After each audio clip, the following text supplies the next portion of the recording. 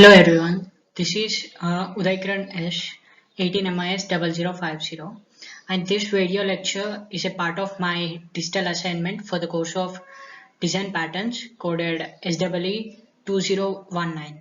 I thank my professor Senthil Kumar and you for giving me this opportunity. In this video lecture, we'll be discussing about a particular type of design pattern, which is template method design pattern. A template method design pattern is a behavioral design pattern. Behavioral design pattern is nothing but a design pattern which interacts with the behavior of the particular system, which makes changes with the behavior of the particular system. And coming to the intent of the template design pattern, template method design pattern, it is defined as defines the skeleton of the algorithm in the superclass, but lets subclass override the specific steps of algorithm without changing its structure. So let's consider an example for this. Let's say that an algorithm will be carried out in 10 steps, and then we need 3 varieties of the same algorithm, and so we'll be creating 3 subclasses: subclass 1, subclass 2, subclass 3 for variant 1, variant 2, variant 3 respectively. But these variants, let's say the variant 1 needs a change in the step number 5 of the basic algorithm, and then variant 2 needs a change in the step number 6 and step number 7 of the basic algorithm, and the variant 3 requires a change in step number 3 and step number 4 of the basic algorithm. Considering this, the variant 1, 2, 3 and their respective subclasses will be inheriting the basic class, that is the basic algorithm they'll be inheriting, and then they will be overriding the exact specific step number, like the step method which they want with their own modification. That is, the variant 1 will be overriding the step number 5 of the basic algorithm and writing its own modification code, and the variant 2 will be overriding step number 6 and step number 7 and writing their own code in the step number 6 and 7 overridden methods. And coming to variant number 3, it will be overriding step number 3 and step number 4 of the same basic algorithm and writing their own code. With the help of this particular template method design pattern, we don't need to struggle a lot to create the variants of the algorithm. Since there will not be many modifications in the variant, it will be very easy to implement the changes. Next, coming to the motivation. The motivation behind this template method design pattern is, let me explain it with an example. Okay, coming to a data mining application.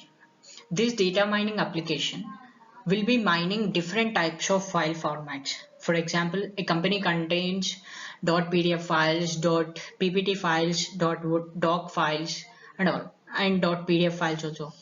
So they will be mining each and every file with respect to their file format. But considering this case, reading from the file will only be different with the different types of file format, and the mining will be same for each and every file format. So they have a similar code in their implementations. And then if there are if the file format is PPT, then you need to go with PPT related data mining algorithm. And then if the file format is PDF, then you need to go with PDF data mining algorithm. So like this, there will be many conditions in the client code. And then the solution that is offered with the template method design pattern is, we will be breaking down the algorithm into a series of steps. Let us consider that the data mining application needs to be like taking the input from the user and then executing the mining step. For all the four different types of file formats we have discussed, just taking the input from the file will be different, and analyzing the data, that is the mining of the data, will be same in every case. So as this algorithm is broken down into two steps, we just need to be changing the step number 1 for each and every file format. So we'll be creating a base class with the two steps of algorithm, and then we'll be creating 4 variants, that is 4 subclasses for the different types of file formats. And in each and every subclass we'll be just overriding the step number 1, which is different in all the cases. Like when coming to the PDF subclass, like PDF data mining algorithm subclass, we'll be overriding the step number 1 as read the data from .dash.pdf. And then coming to the PPT file formatted subclass, we'll be overriding the step number 1 and we'll be writing something like read from the .ppt. So that will be the process. And like the only change that we need to do is that if we need to identify the particular type of file format and then we need to apply for it. Coming to the motivation diagram, this explains the breakdown of the algorithm very clearly. We'll be having mine and then open file, extract data, parse data, analyze data, send a report, close the file. So these are the steps associated with the data miner algorithm. For example, if we take a PDF data miner, then in PDF data miner we'll be having open file, extract data and parse data, close the file. Cause in this we did not include analyze data and send reports method like steps, cause analyze data and send report method is common for each and every file format. So the only change that we need is that open file and extract data, parse data and close file. This is the only one change that we require in each and every variant. For example, if we take a PPT data miner, then also we'll be having open file, extract data, parse data and close file. We will not be having analyze data and send report in the PPT data miner also, because PPT data miner also extends data miner, the basic algorithm. So since the data like the analyze data and send report steps are common for each and everything, we need not to implement it again in the subclass. So with that process, it will be a lot more easier than writing the whole code in each and every data miner, like each and every file formatted regarding data miner. Next, coming to the real world analogy, building our own PC. For example, if we take our own PC, like building our own PC, we will be start taking a motherboard, and then for the processor, we can choose whatever processor we need, and then we just assemble it. And then coming to the storage, if we take SSD, then we'll be attaching the SSD drive for the port of PCI. So in such a way, like the basic building of the PC will be same, but we will be modifying the element that we need. That is the CPU that we need, we'll be choosing it on our own. And then coming to the SSD, we'll be choosing our own type of, like our own storage capacity. In such a way, this building our own PC is related to the template method. Like just as the template method design pattern, we will not be making 4 different types of PCs. and then using whichever we want.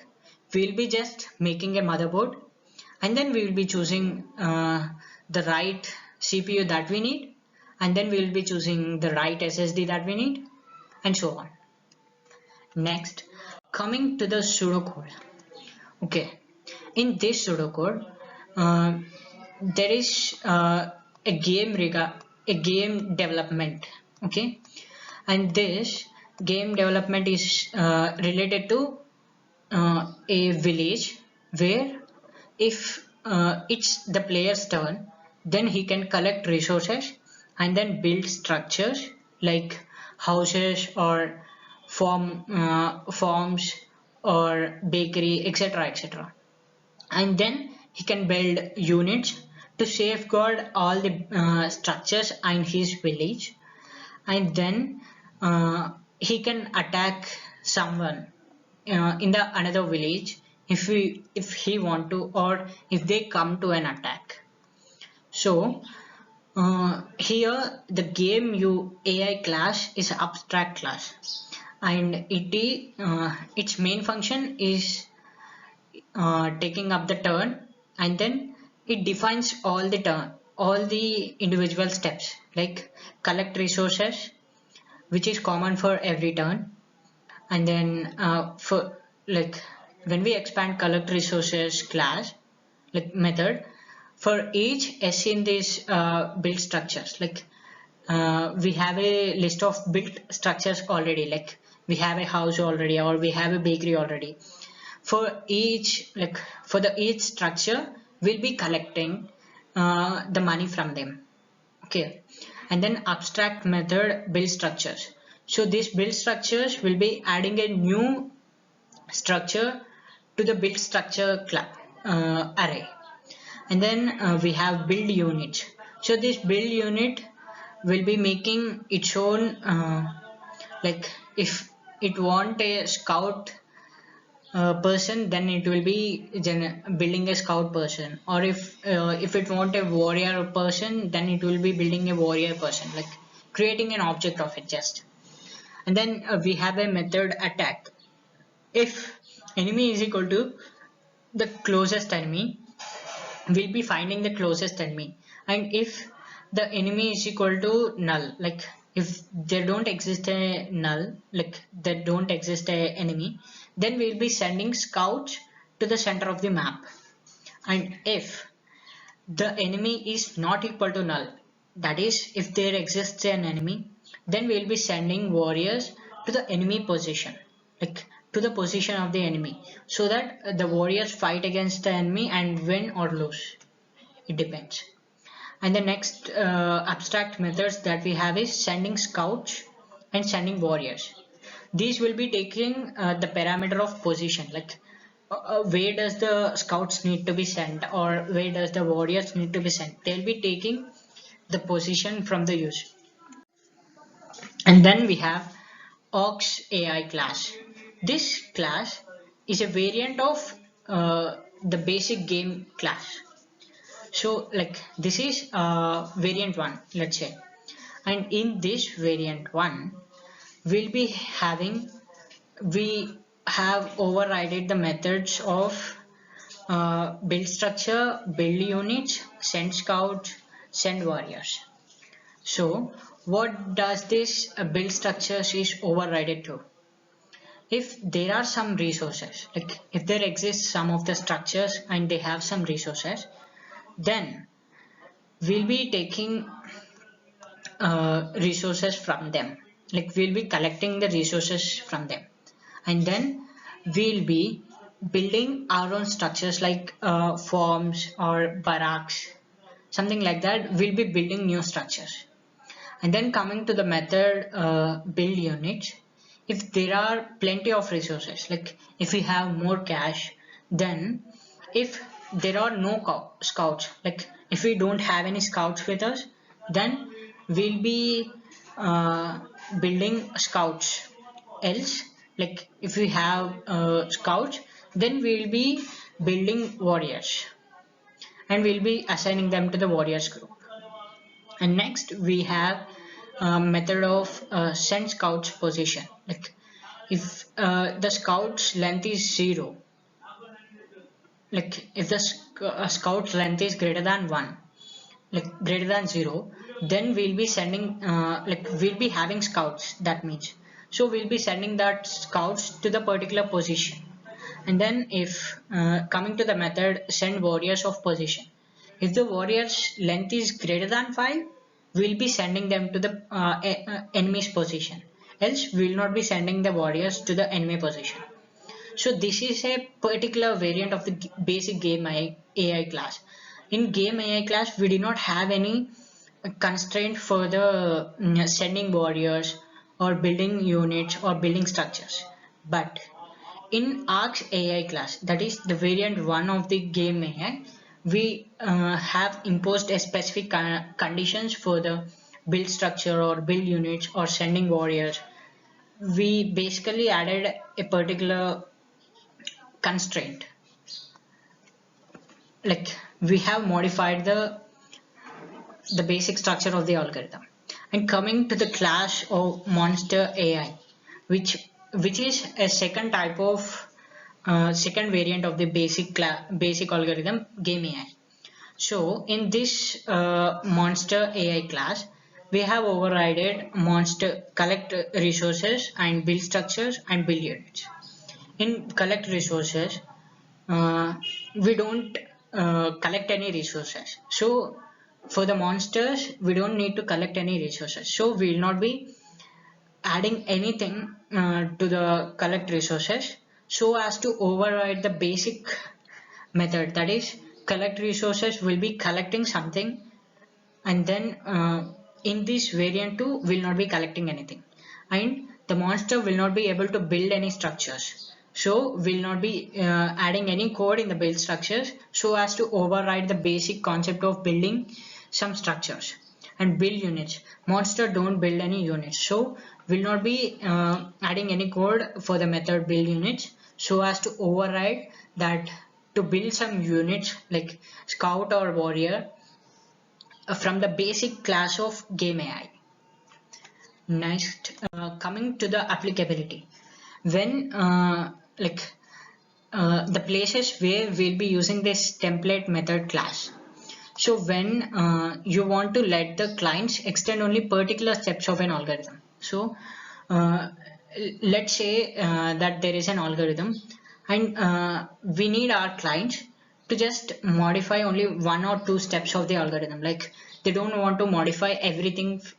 uh, Let me say an example. Okay, we have an online converter, so we'll be just giving options like converting from and converting to the client, and will not be exposing them about how the conversion will be or the steps of conversion. Will not be exposing those methods for the clients. We'll be just asking them to modify only one step, that is the file format from which the file needs to be converted and the file format to which the file needs to be converted. Coming to the second one, when you have several classes that contains almost identical algorithms with some minor differences, like let's say that we have 5 to 6 classes of the same algorithm, and the difference among those algorithms is that just 1 or 2 steps, then implementing template method design pattern will be very useful in this case, because in this template method design pattern we'll be using the basic algorithm and then we'll be modifying only 2 or 3 steps. That is the exact condition which is given here, because we have similar algorithms with minor differences, that is the algorithm is same and they need to change only 1 or 2 steps. So that is the exact condition as template method design pattern. So we'll be using template method design pattern in this case also. And then coming to the implementation. Coming to the implementation of the template method design pattern, first we'll be analyzing the algorithm. Like we'll be analyzing the algorithm to see whether we can break down the algorithm into steps, and considering which steps are common to almost all the subclasses we have, and then we'll be creating a base class and adding all the steps as abstract methods. So if some particular methods are not, like, they won't be changing in each and every subclass, so we'll be declaring them, like we'll be defining them in the base class itself. But if we have any changes in some particular steps, we'll be defining them as abstract methods. And next, for each variation, create a subclass and override the method again. As said, like for example, we took in the first thing, like the variant 1 will be created as the subclass, and then we'll be overriding step number 5 for the variant 1. Like the step number 5 is a method, so we'll be overriding that particular method in the variant 1 which is required. And next, coming to the pros of the template method design pattern. In this template method design pattern, we can let the clients override only certain parts of the large algorithm, which does mean that the clients need not to write the whole part of the algorithm, and they can override. Like if they want to change something in the whole algorithm, they can just modify that particular parts of the algorithm.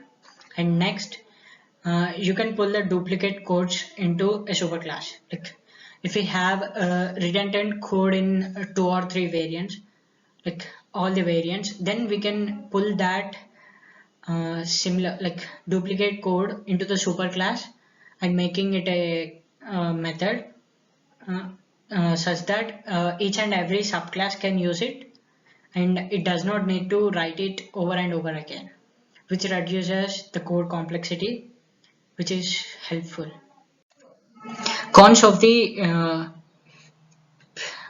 template method design pattern. Some clients may be limited to the basic algorithm. Like some clients may not know that they can modify the code in such a way. Like if we take an online converter, like the client may not know all the file formats which can be the file can be converted from into.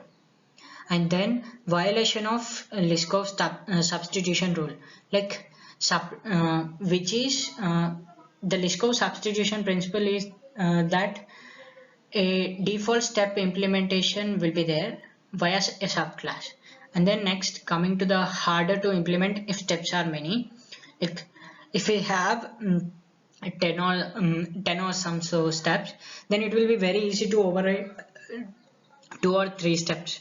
But if we have a algorithm of around 100 to 200 steps, then it will be very hard to maintain that particular base class and the variants also. Coming to the relation with other patterns, we have a relation between factory method and factory design pattern and template method design pattern. The relation between them is that factory method is a specialization of template method design pattern. That is, a factory class can be serving as a subclass for a big or large template method class. And the relation between template method and strategy design pattern is that the template method is fully based on inheritance, and the strategy method is like the strategy design pattern is fully based on object inheritance, like object composition. The difference between them is that the template method will be extending the parts which it needs to be altered, and the strategy design pattern will be altering the object's behavior by supplying them the particular strategies which are required. So this is all with the relation with other patterns and the template method design pattern. Thank you.